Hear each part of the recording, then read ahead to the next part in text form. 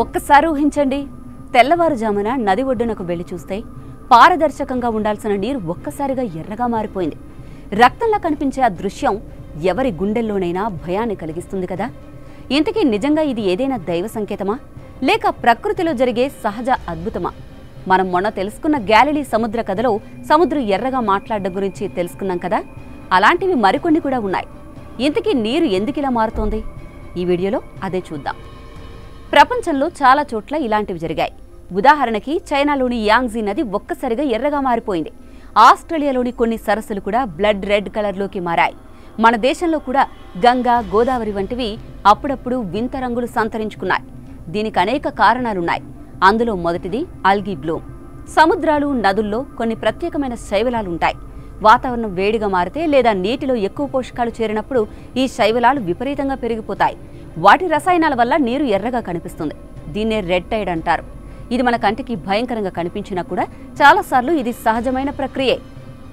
ఇక రెండో కారణం ఏంటంటే ఖనిజాల ప్రభావం. కొన్ని ప్రాంతాల్లో నీటిలో ఐరన్ ఎక్కువగా ఉంటుంది.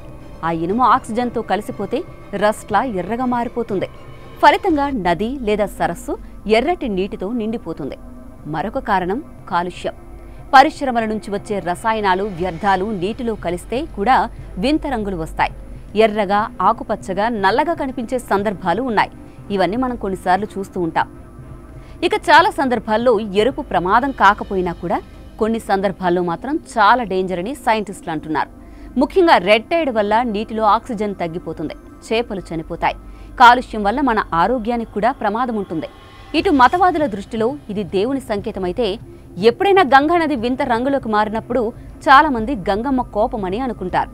అదే సమయంలో శాస్త్రం మాత్రం సహజ కారణాలని చూపించింది. అంటే మనం ఏ కోణంలో చూసినా ఆ క్షణం ఒక వింత అనుభూతి కలిగిస్తుంది. మనసులో ప్రశ్నలను కూడా రేపుతుంది. ఇదే ఈ నదులు, సముద్రాల రంగు మార్పుల మిస్టరీ. ఇప్పుడు మీకు ఒక క్లారిటీ వచ్చి ఉంటుంది కదా. ఇక ఈ మొత్తం ఎపిసోడ్పై మీ అభిప్రాయాన్ని కామెంట్ చేయండి. This is Aruna signing off.